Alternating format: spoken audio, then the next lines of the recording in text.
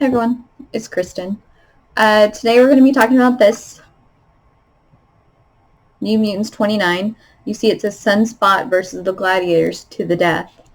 If you remember from the Beauty and the Beast storyline that we talked about with Dazzler and Beast from the X-Men, that's where she was with the Gladiators. And so Dazzler actually makes an appearance in this issue, and we actually have her hear her reflect on her time with the Gladiators, and we kind of get to see how she's doing since then. So I just thought that was interesting since we just did that miniseries to do this one. But of course I wanted to introduce the New Mutants first so you'd kind of know who they were. The first video we basically talked about the movie. I mean, I introduced the characters, but we talked about the movie a lot. But I thought it was important to introduce the characters more fully since the movie came out, to kind of point out, the differences between them and the comic book characters. And one of the interesting things is, so we open on Sam blasting and holding Ileana. And if you notice Sam's head, let me flip to the next page. He has, like, I guess they wanted to draw him differently than everyone else so he'd stand out more. But he has this weird kind of, like, Frankenstein head almost. Like, if you look at the New Mutants, the first issue, his head's just normal, like, just a normal head. And here, they draw him with his head just so long and, like, angular. I don't know. That's kind of always bothered me, because they drew him like that for so long, which I'm not sure why. But like I said, I guess they wanted him to stand out more. So they're pursuing, they had just gone to a swimming party at the high school, and apparently it was a trap, and these guys in the red band grabbed Sunspot, Bobby, and Magma, Amara, which you didn't meet her in the first one because she doesn't show up until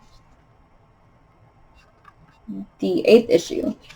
And where you see her is basically, you see Rain helping this young woman out of the water, and then you see her change form. So she was in disguise this whole time. And the whole thing is about her is these women are basically her bodyguards, and she's a princess of an ancient Roman empire, which is very interesting. And so she's kind of, in this series you see out of touch with reality a little bit, because she grew up in basically Roman times, but in the modern world, but they don't have, like, modern stuff there. It's like an ancient Roman civilization that's exists in present time, but cut off from the rest of the world. Basically is the best way I can explain it. So they find this guy in the van. Like I said, here's his head again. I don't understand the whole, really tall angular head, but anyway. So they find this guy, and they want him to tell them where their friends are, and he refuses to talk. And so what Ileana can do, she has teleportation disc that she can create. That's her mutant ability. She calls them stepping disc, and so you step through them and you can go to limbo, or you can go, basically she can teleport anywhere she wants to. Unfortunately at this point she doesn't have really good control over her powers, which you'll see in just a minute. So Ileana summons Sim, one of the demons from Limbo, that basically is her, like, her second in command in Limbo. Because, yeah. Basically, she's like, well, if you won't talk to us, you can talk to him. And the guy, of course, is scared, having never seen this, a demon, let alone this huge, lumbering demon. It's like, I'll talk, I'll tell you everything. So, basically, he says they're in Los Angeles with an outfit called the Gladiators. So, Ileana uses her power and teleports them to Los Angeles. which Sam cautioned against it because he's like, I don't know. I mean, you don't have really good control of your powers. Let's not risk it. And she's like, I can do it. I've been practicing. Okay, so she does teleport them to Los Angeles, so good job, but it's a week later. So she not only transported them through space, but also in time. So they're a week ahead of where they left their friends. And so they're trying to figure out, you know, we need help. Oh my gosh, what can we do? So, like I said, I mentioned that in the first appearance of the New Mutants, they meet Lila Cheney. There you go. So this is her bodyguard, Strong Guy, who actually becomes an X Factor member much later on. And Sam and Lila had a thing. She's this international rock superstar, and he's just a country boy, you know, from Kentucky. And so she just, for some reason, kind of drawn to him because he's not like the typical guy she knows. He's definitely not worldly. He's definitely not full of himself, you know, etc. He's pretty shy and pretty humble, which is a total change for her. So anyway, she actually is based in this, what they call a Dyson sphere. There's like a huge star enclosed in the sphere, and it's on the far side of the Milky Way. And this is basically where she uses, like, this is her home base. This is where she and her band, because she's a rock star, live. No one necessarily knows she's a mutant. I mean, I would assume her band does, because that would be weird if they didn't. But like, the public doesn't know. Dazzler, like I said, is the most famous known mutant at this time. Like, they're not just mutants everywhere that they're like, oh my gosh, it's a mutant. I mean, like I said, and she touches on that too, Dazzler, in this episode. So basically she uses this Dyson sphere, kind of like Ileana's limbo, like it's a stepping point from A to B. And this is what she does. She is a teleporter also, but she can teleport through vast space, like galaxies and planets and everything, just huge distances. And this is her base, like her in-between, because she has to teleport from one place to another. And if she needs to know where she's teleporting to also. She can't just blindly teleport. And apparently when she pulled them to her sphere, she also pulled, ta-da, Dazzler. And Dazzler apparently is one of her session singers, Lila's session singers. And she didn't tell Lila who she was because she was afraid that Lila wouldn't hire her. And she just said it's been super hard, you know, these days, being so famous. She's had to, you know, disguise herself and just hide who she is. And it's been really hard to find work. And she was just afraid if she told Lila, she wouldn't hire her. She had no idea that Lila was a mutant too. And so they were saying, they're talking to Lila saying, hey, we need help. You know, you're a huge star and you have all these connections and, you know, you're just this famous person. Do you know who the Gladiators are? Have you ever heard of them? And Lila says, no, I've never heard of them. And see, there you go, Sam and Lila. And she's like all up on him. And he's like, Lila, not in front of people. Which, like I said, that, you know, shy kind of country boy, you know, easily embarrassed kind of thing is probably what attracted her to him. Anyway, so Dazzler jumped. Lila says, I have no idea who those are. Dazzler jumps in and says, I do. Your friends are in terrible danger. She's like, I know all about the Gladiators because I used to be one of them. And then we open on Roberto, Bobby, Sunspot.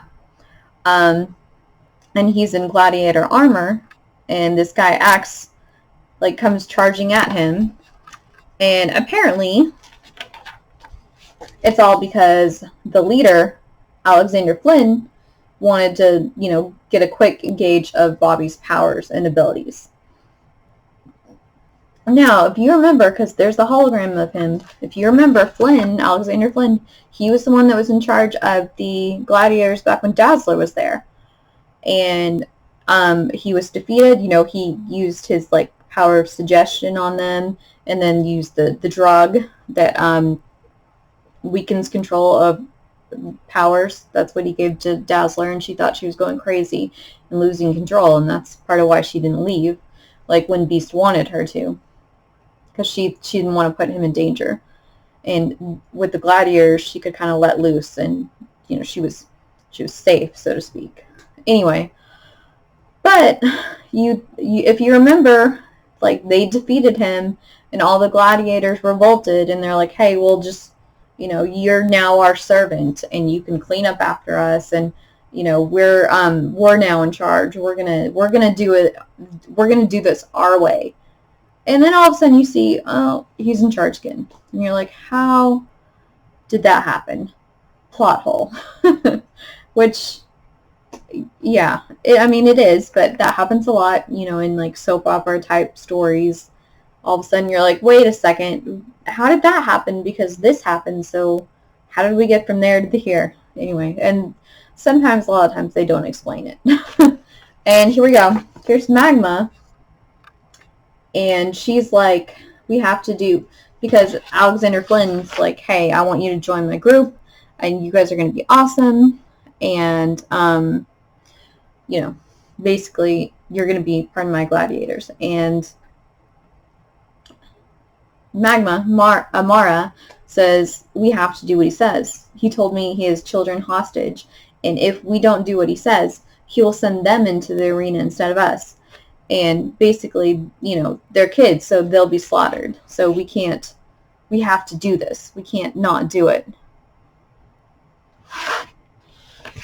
So, go back to Dazzler and Lila, and they're talking about the Gladiators. And Lila, and Dazzler talking about it, Lila's like, picking up on something. She's like, you miss it, don't you? And Dazzler's like, no, I hated it. The crowds, the cheers standing center stage, being the best.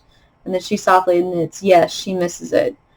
And she's like, life has been so hard. I've become this freak, this outcast, because everyone knows who I am. Everyone knows I'm a mutant. I was supposed to be this famous person, and yes, I am, but not in the way I thought. So, that was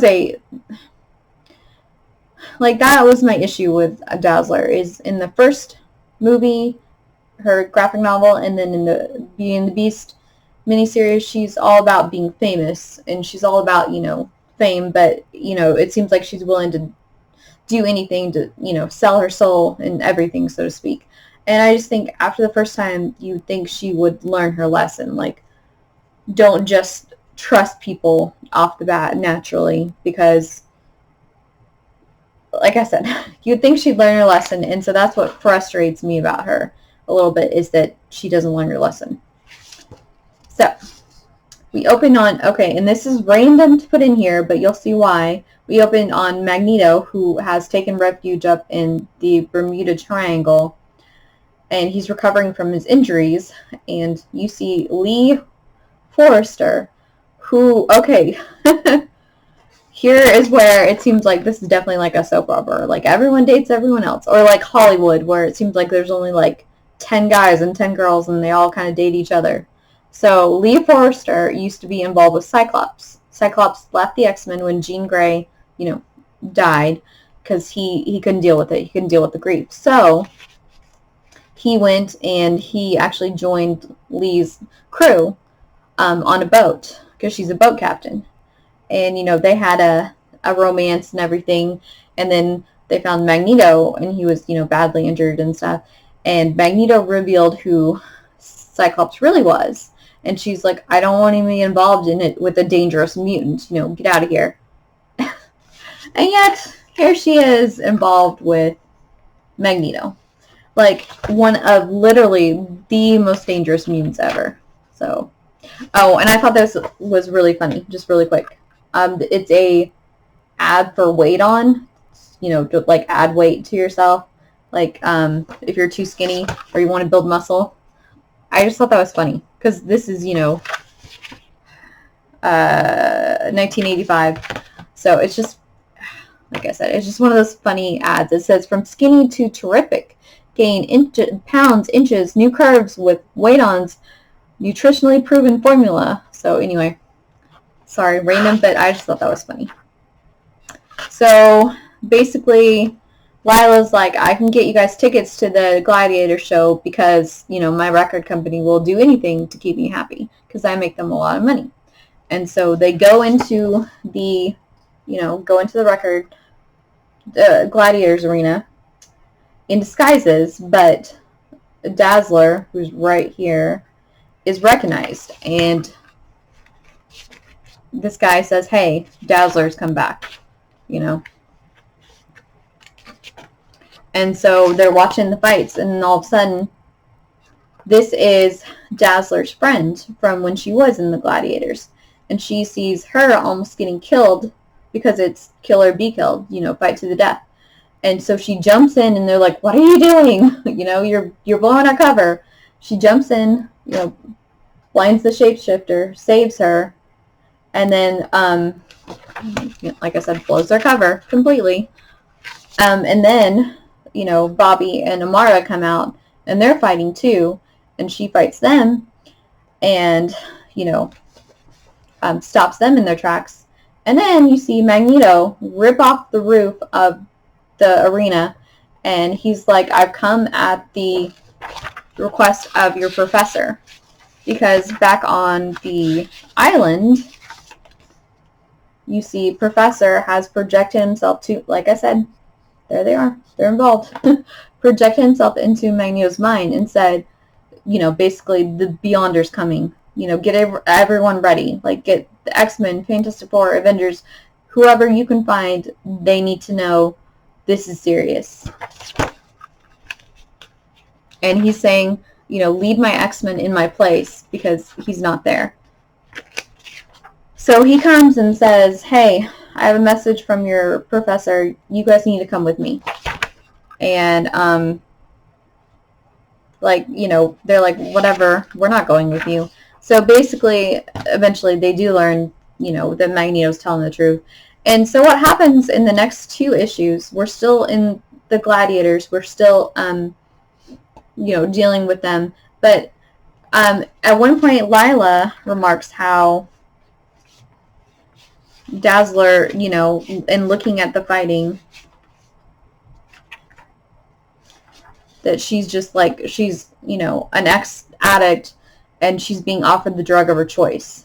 And so, therefore, they don't really trust her, in a sense, but she helps the, you know, the New Mutants rescue their friends, because they refuse to leave because they're worried about the children.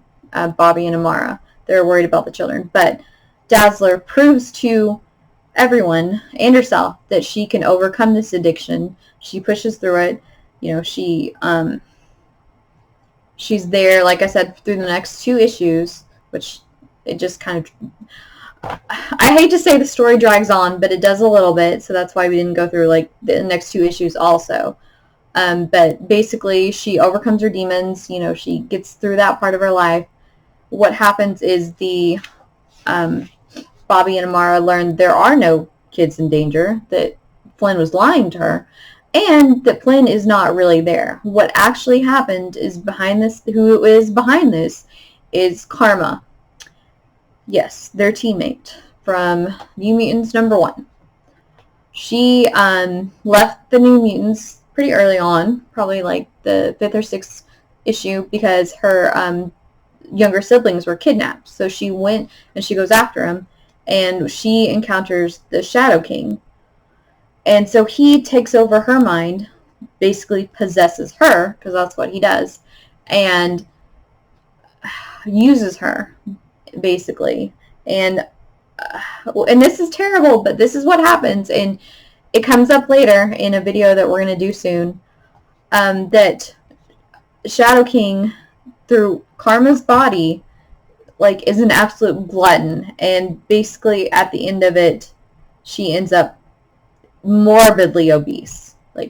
Like think of, if you guys know who Mojo is, who controls the Mojo universe and the X Babies, like she's like that. I mean, she, you know, and once, because Magic realizes Karma is possessed by somebody else, she expels them, the Shadow King. Karma supposedly gets rid of him, but of course you can never get rid of him. He just pops up everywhere. But she looks down at herself and she's disgusted because she's this totally different, morbidly obese woman now. She had no control over her body, and I think part of that trauma also extends back to the fact that she was raped when she was trying to come here to America to safety from Vietnam and the war. So she gets really super depressed after that. I mean, she wants to die, basically.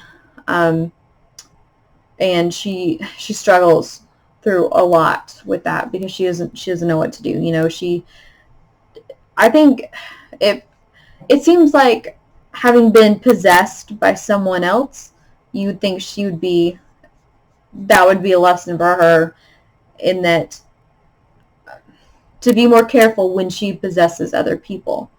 Because, I mean, yes, that's her powers, but to have someone else in possession of your own body, where you can see everything that's happening, you know it's happening, but you can't do anything about it, you know, and I'm sure that's how she felt. You know, I think that would probably cause her to give pause about using her powers. Anyway, so basically we learn that it's Karma that's responsible for kidnapping Amara and Bobby, but it's not really Karma, it's Shadow King possessing her, and through Karma he like amasses this huge, you know, fortune and this huge like network of, well, you know, just all kinds of nefarious things. So Alexander Flynn was never there, so that answers that question. Like, but I thought he was defeated. I thought they got rid of him. It wasn't really him. It was just like a projection of him that was made to look like he was there, you know, a hologram, but he wasn't really in control. Karma was, and the Shadow King was in control of her. Like I said, soap opera, totally complicated history. I mean, it's all kinds of crazy stuff. But I mean, I guess that's part of why soap operas are so popular, because people gravitate towards this fantastical story that could never in a million years actually happen. But they're gripped by the fact that, like, oh my gosh, this is crazy. What's going to happen next? Anyway, sometimes I feel like comics are definitely like that, because you really honestly never know what's going to happen next. So, okay, well, I hope you enjoyed this video, and I hope you join me for the next one. Until then, bye.